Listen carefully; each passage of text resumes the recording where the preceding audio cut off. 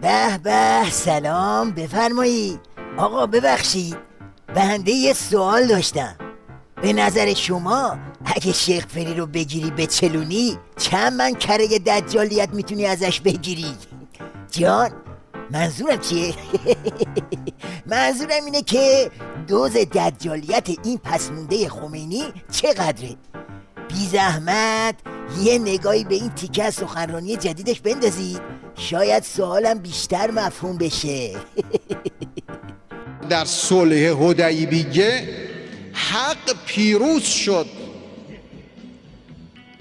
اما عده‌ای کوته نظر در برابر شخص پیامبر زبان به اعتراض گشودند که چرا این ماده و چرا اون ماده و چرا این چنین و چرا اون چنان.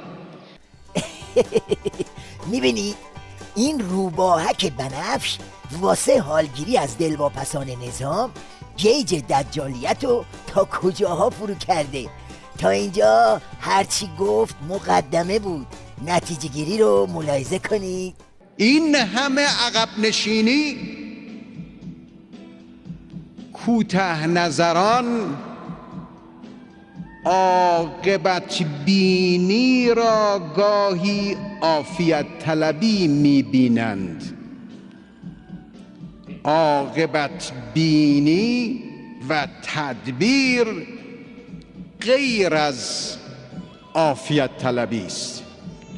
حتی بزرگانی، حتی صحابه عظیم الشأنی، حتی یاران نزدیکی امثال حجر هم دچار تعجب و اعجاب می شوند و گاهی تقاضای مرگ می کنند و این نشان می دهد که شجاعت در صلح به مراتب بالاتر از شجاعت در جنگ است.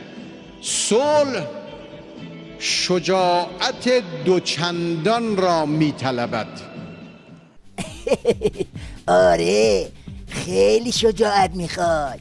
زهرخوری اونم به شیوه دوزانو هم شجاعت میخواد. سینه خیز رفتن پای میز مذاکره هم شجاعت میخواد. چرا بقیهشو نمیگی؟ بگو دیگه، بگو شکرخوری تو عراق و منطقه هم شجاعت میخواد، مگه نمیخواد؟ بین شیعه و سنی در دنیای اسلام تفرقه‌ای وجود ندارد. شیعه و سنی برادر یکدیگر هستند. سالها و قرنها شیعه و سنی در ایران و عراق و شام، در لبنان و در خلیج فارس و در شمال آفریقا، همه جا در کنار هم با برادری و اخوت زندگی کردند، در یک مسجد نماز خواندند. آره، سالهای سال با هم زندگی میکردند تا سر و کله امام دجال تو پیدا شد و زمین و زمان انداخت به جون هم تا این نظام کوفتیشو سر پا نگه داره. اما حالا که کار تو و باقی سگ و سیله های نظام به زهرخوری کشیده، افتادید به باغ وحدت و ارعر میانجیگری.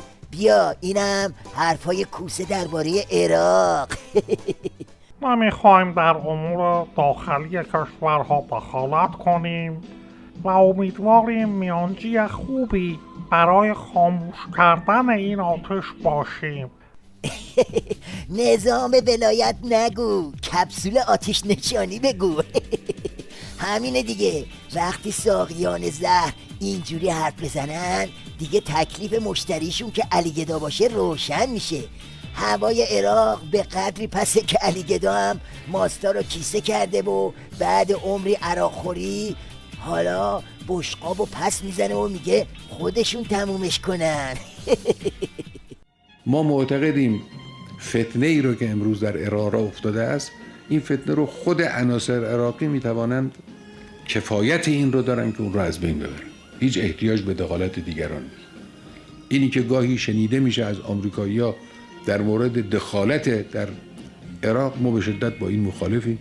هیچ گونه دخالتی رو از سوی آمریکایی ها و دیگر قدرت های بیگانه در عراق ما موجه نمی‌دانیم و مورد تایید ما، مورد تصدیق ما نیست. ما معتقدیم این مسئله داخلی است و خود دولت عراق و مردم عراق و مرجعیت دینی در عراق که به حمدالله اشراف بر این مسائل داره مرجعیت، قادرند و کافی هستند برای اینکه این مسئله رو تمام کنن و انشالله تمام هم خواهند کرد. استوب بابا استوب، چی رو تمام خواهند کرد؟ قضیه به این سادگی هم نیست علی گدا.